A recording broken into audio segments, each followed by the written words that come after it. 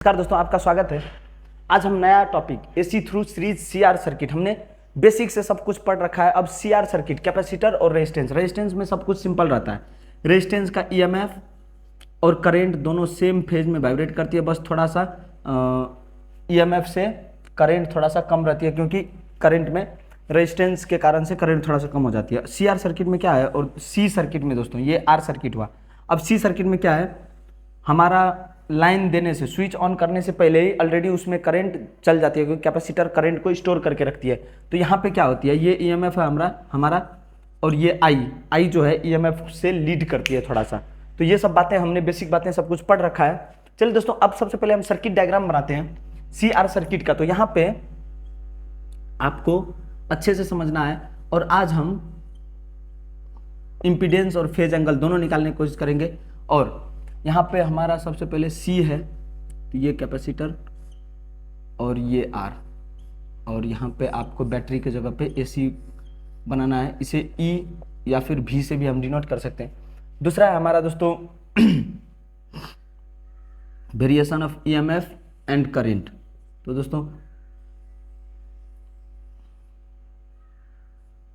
ये हमारा ईएमएफ होती है और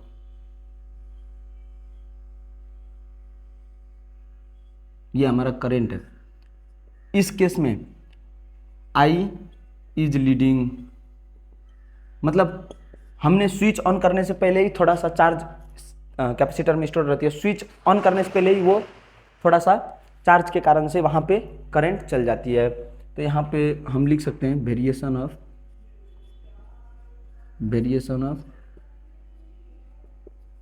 ईएमएफ विथ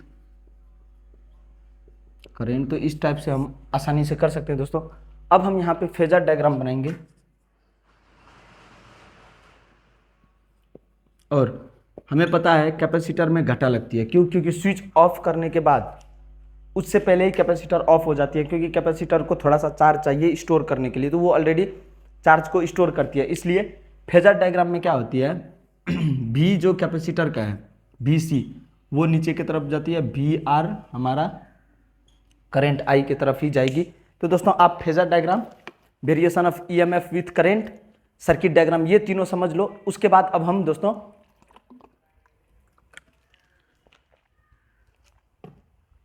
इसमें करने वाले हैं, आप लोगों को उतना टेंशन नहीं लेना है, बस टॉपिक बहुत इजी है, आसान है। उस आसान टॉपिक को और आसान तरीका से हम समझते हैं। अब यहाँ पे दोस्तों हम क्या करेंगे, v equal to root under, अब I है और भी आर है, तो इसे हम दूसरा टाइप से भी लिख सकते हैं, या फिर ऐसे दोनों का जो हम रिजल्टेंट है भी रिजल्टेंट को नीचे बना सकते हैं। नीचे एंगल हमारा इस टाइप से होगा। यहाँ पे फेज एंगल बस थोड़ा सा डिफरेंस होने वाली है। तो यहाँ पे हमारा होने वाली है भी आर स्क्वायर प्लस भी सी स्क्वायर। इसे हम लिख सकते हैं I square r square plus I square x c square. तो यहाँ पे हम आई स्क्वायर को कॉमन लेंगे, r square plus x c square root under, यहाँ पे हम करेंगे I x c square plus r square. और दोस्तों भी by I equal to x c square plus r square. तो इतना हम कर सकते हैं। और भी बाय आई का मतलब होता है हमारा इम्पीडेंस। तो इस तरह से हम इम्पीडेंस इक्वल टू भी बाय आई, जो कि हमने पिछला वीडियो में अच्छे से किया है, तो उसे हम लिख सकते हैं एक्स सी का मतलब है 1/CW प्लस आर स्क्वायर। तो यहाँ से हम इम्पीडेंस जेड का वैल्यू भी निकाल सकते हैं।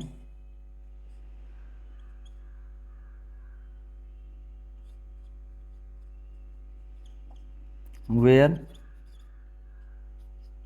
एक्स सी का मतलब है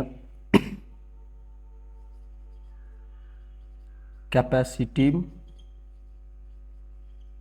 रिएक्टेंस, सी का मतलब है कैपेसिटेंस। तो इस तरह से दोस्तों हमने इम्पीडेंस भी पता किया। अब हम यहाँ पे फेज एंगल निकालेंगे, और फेज एंगल जो कि बहुत ही ज़्यादा इंपॉर्टेंट होने वाली है, इंपॉर्टेंट रोल प्ले करने वाली है। तो ये हमें अच्छे से ध्यान देना है दोस्तों। अब आपको थोड़ा सा क्या ध्यान लेके रखना है, ये एंगल है फेज एंगल हमारा, ये जो फाई निकलेगा ये फाई है हमारा tan inverse tan inverse V C by V R, यानी कि tan inverse X C by R, या फिर हम इसे लिख सकते हैं tan इनवर्स एक्स सी का मतलब 1/CW, 1/CWR since phi equal to minus tan inverse 1/CWR। अब ये मैंने माइनस क्यों रखा, क्योंकि हमें पता है ये फोर्थ एंगल में है, फोर्थ एंगल ये 45 आया, तो हमें एंगल लेनी है ये वाली एंगल क्या होने वाली है हमारा 360 माइनस 45, तो 360 माइनस 45 को हम डायरेक्ट माइनस 45 भी लिख सकते हैं। तो इस तरह से हमें बहुत ज़्यादा, अब आप लोगों को उतना सोच में भी नहीं जाना है, बस हमें सिंपल से variation of EMF with current, phasor diagram और सर्किट डायग्राम ये सब समझना है। अगर आप ये सब समझ रहे हो तो आपको न्यूमेरिकल करने में बहुत आसान होने वाली है, क्योंकि न्यूमेरिकल इसमें बस कैलकुलेटिव है। अगर आपका कैलकुलेशन अच्छा है तो न्यूमेरिकल सब बन जाती है। फेज एंगल इंपीडेंस ये दोनों पूछने का चांस रहती है, और यहाँ पे भी का मतलब, या फिर इंड्यूस्ड ईएमएफ पूछेगी तो आपको ईएमएफ की जगह पे इतना कर देना है। बस इसी तरह का क्वेश्चन सब दोस्तों बोर्ड में पूछा जाएगा।